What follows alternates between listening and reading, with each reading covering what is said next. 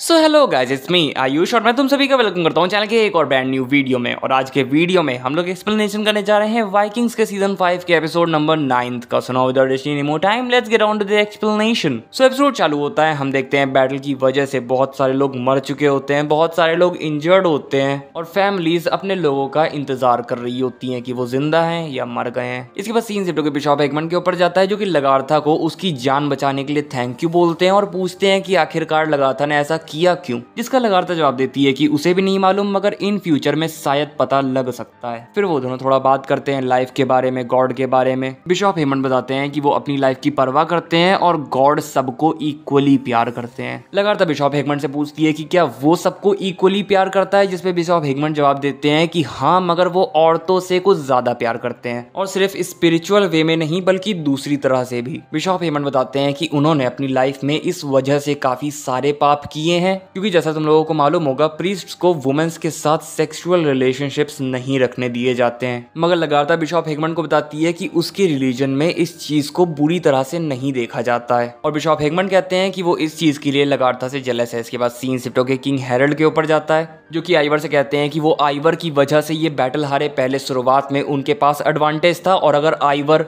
Army को divide ना करता तो वो जीत जाते, जिसपे आइवर किंग हेरल्ड से कहता है कि उन्होंने भी तो प्लान से एग्री किया था। और किंग हेरल्ड कहते हैं कि वो नेक्स्ट टाइम से आइवर की बातें इतनी जल्दी नहीं मानेंगे। फिर हेवित्सर उन दोनों को बताता है कि जब वो मेडिटेरियन सी से वापस आ रहा था, तब रोलो ने उससे कहा था कि जब भी उसे रोलो की मदद की जरूरत हो तो वो बस एक बार आके रोलो से बोल दे। आइवर उसकी बात का कोई जवाब नहीं दे रहा होता, तो किंग हेरल्ड आइवर से पूछते हैं कि क्या वो फ्रैंक्स की मदद लेना चाहता है, और फिर आइवर हेवित्सर कुछ जल्दी रोलो के पास जाने को कहता है। इसके बाद सीन शिफ्ट फ्लॉकी के ऊपर जाता है, जिससे फ्लैटनोस कह रहा होता है कि इवनिड और उसकी फैमिली ने अभी तक हमारी कोई मदद करना चालू नहीं किया है और अगर वो यहाँ नहीं रहना चाहते हैं तो वो वापस जा सकते हैं। इवनिड ने कहा है कि अब उसे वापस कैटागेट में वेलकम नहीं करा जाएगा, मगर फिर भी वो यहाँ से तो कहीं दूर जा सकता है ना। अगर उसे यहाँ नहीं रहना है तो यहाँ से कहीं और जा सकता है, मगर वो नहीं जा रहा है क्योंकि वो हम लोगों के ऊपर अथॉरिटी चाहता है, यहाँ का किंग बनना चाहता है। और फ्लॉकी कहता है कि हाँ, वो ये बात जानता है। इसके बाद सीन शिफ्ट होकर किंग हेरल्ड के ऊपर जाता है, जो कि एस्टेड के पास आके देखते हैं कि एस्टेड काफी सैड होती है, तो वो उससे पूछते हैं कि आखिर एस्टेड सैड क्यों है। और एस्टेड बताती है कि अगली बार जब बैटल हो तब किंग हेरल्ड उसे ना रोके, उसे बैटल करने दे। इसके बाद सीन शिफ्ट होकर फ्लॉकी के उस आइलैंड की तरफ जाता है जहाँ थॉर का मंदिर बनाया जा रहा होता है। थॉर की मूर्ति रखी जा रही होती है, मगर थॉर की मूर्ति काफी भारी होती है। इस वजह से थॉरग्रिम नाम का बंदा बुल नाम के बंदे को उसकी हेल्प करने को कहता है, मगर ये जो बुल नाम का बंदा रहता है ये इवनिड की फैमिली का बंदा है, जिस वजह से वो मना कर देता है। फिर थॉरग्रिम उसका मजाक उड़ाता है, बुल द डॉग बोलता है, जिस वजह से बुल उसे मारने लगता है। फ्लैटनोस आके थॉरग्रिम को बचाता है और फिर इवनिड और फ्लैटनोस एक दूसरे के आमने सामने आ जाते हैं, फाइट करने वाले होते हैं, मगर एयूड उनके फाइट को फॉर्चुनेटली रोक लेती है। इसके बाद सीन शिफ्ट होकर बियॉन्ड और लगार्था की तरफ जाता है, जहां उन लोगों को मालूम पड़ता है कि रोलो आइवर और हेवित्सर की मदद करने के लिए अपनी आर्मी भेज रहा है। वो लोग समझ तो नहीं पा रहे होते हैं कि आखिर रोलो ऐसा क्यों कर रहा है, मगर फिर भी बियॉन्ड कहता है कि अगर रोलो अपनी आर्मी के साथ आया होगा तो बियॉन्ड जाके रोलो से बात करेगा। इसके बाद सीन शिफ्ट होता है, हम देखते हैं पेरिस के काफी सारे सोल्जर्स आइवर, हेवित्सर और किंग हेरल्ड के लिए आ गए होते हैं और हेवित्सर बताता है कि रोलो अभी तो नहीं आ पाया, मगर बाद में जरूर आ जाएगा।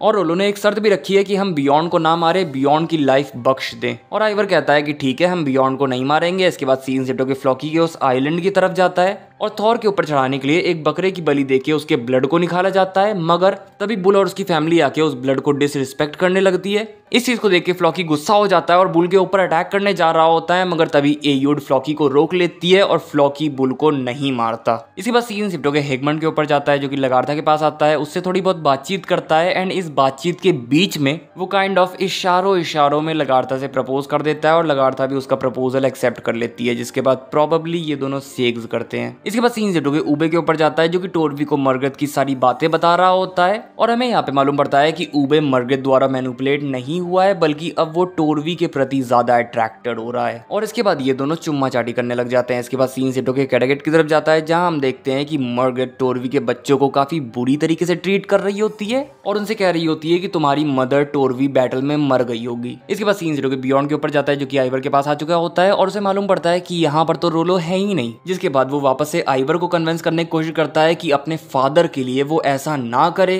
मगर आइवर उल्टा बियॉन्ड के ऊपर हमला करवाने के लिए रेडी हो जाता है, पर किंग हेरल्ड आइवर के बंदों को रोकते हैं और कहते हैं कि अभी बियॉन्ड एज एन एमिसरी बन के आया है। जिसके बाद बियॉन्ड वहां से चला जाता है। फिर सीन शिफ्ट होकर वेसेक्स की तरफ जाता है, जहां एथेलवुल्फ ने वहां के सारे नोबल्स और मिनिस्टर्स को बुलाया होता है और कह रहा होता है कि हमें जल्दी से इन वाइकिंग्स से लड़ने का तरीका ढूंढना होगा, क्योंकि पहले ये वाइकिंग्स आते थे, हमारे ऊपर अटैक करके चले जाते थे, मगर अब ये वाइकिंग्स यहीं रुक रहे हैं और अब ये वाइकिंग्स हमारे पूरे रिलीजन और हर एक इंग्लिश कंट्री के ऊपर खतरा है। इसके बाद एथेलवुल्फ अपने कमरे में जाके बाइबल को रीड करने की कोशिश करता है, मगर वो जैसे ही बाइबल को खोलता है तो वैसे ही उसे उसके अंदर एक बहुत ही ज्यादा पॉइजनस बी दिखाई देती है और वो उसको डंक मार लेती है। और जिस समय ये वाइकिंग्स की स्टोरी सेट है उस समय इस चीज का कोई इलाज नहीं था, जिस वजह से एथेलवुल्फ मरने लगता है। उसके दोनों बेटे और उसकी पत्नी जूडिथ उसके पास आते हैं। एथेलवुल्फ उन्हें लास्ट गुड बाय कहता है और अपने दोनों बेटों को समझाता है कि वो अपनी मदर का कहना माने, जिसके बाद एथेलवुल्फ मर जाता है और उसका अंतिम संस्कार कर दिया जाता है। इसके बाद सीन शिफ्ट होकर बियॉन्ड के ऊपर जाता है, जो कि वापस आके सबको बताता है कि आइवर किसी भी तरह का समझौता नहीं करना चाहता है और अगर हमें रैग्नार की लेगेसी को बचाना है तो हमें लड़ना ही होगा। जिसके बाद ये सब प्रेपरेशंस करने लगते हैं। इसके बाद सीन शिफ्ट होकर जूडिथ के ऊपर जाता है, जो कि बता रही होती है कि अब बाकी के मिनिस्टर्स एक नए किंग को सेलेक्ट करेंगे और वो एथेलरेड को थ्रोन ऑफर करेंगे, क्योंकि एथेलरेड एथेलवुल्फ का सबसे बड़ा बेटा है और एथेलवुल्फ एथेलरेड को अभी तक काफी अच्छी तरह से ट्रेन कर रहा था। मगर जूडिथ कहती है कि जब एथेलरेड को क्राउन ऑफर किया जाए तब एथेलरेड क्राउन को रिजेक्ट कर दे और बोले कि राजा बनना उसका छोटा भाई एल्फ्रेड डिजर्व करता है। एथेलरेड बोलता है कि आखिर क्यों, उसमें क्या प्रॉब्लम है, और जूडिथ उसे बताती है कि वो राजा इसलिए नहीं बन सकता क्योंकि एथेलवुल्फ ने उसे एज अ वॉरियर किंग बनने के लिए ट्रेन किया है, मगर इस समय हमें एक वॉरियर किंग नहीं बल्कि एक डिफरेंट काइंड ऑफ किंग चाहिए, जो कि किंग एग्बर्ट ने एल्फ्रेड के अंदर देखा था, जिस वजह से किंग एग्बर्ट ने एल्फ्रेड को ट्रेन किया था, जिस वजह से किंग एग्बर्ट ने एल्फ्रेड को रोम की तीर्थ यात्रा पे भेजा था। जूडिथ एथेलरेड से कहती है कि एथेलरेड अच्छा है, मगर फिलहाल के लिए एल्फ्रेड के अंदर वो चीजें हैं जो कि अभी हमें चाहिए। इन सारी बातों से पहले तो एथेलरेड एग्री नहीं करता, मगर जब सभा में उसे क्राउन सौंपा जाता है तब वो बोलता है कि वो इस चीज के लिए काफी ऑनर्ड है, मगर राजा उसके छोटे भाई एल्फ्रेड को बनना चाहिए। जिसके बाद सभी हाँ कह देते हैं एंड फिर एल्फ्रेड को राजा बनाने की सेरेमनी शुरू हो जाती है। ये सब देख के एथेलरेड थोड़ा सा गुस्सा तो होता है, मगर उसने ये सब अपनी मदर जूडिथ के लिए किया होता है। जिसके बाद एल्फ्रेड को नया राजा बना दिया जाता है। इसके बाद सीन शिफ्ट होकर बिशॉप हेमंड के ऊपर जाता है, जो कि लगार्था के पास आके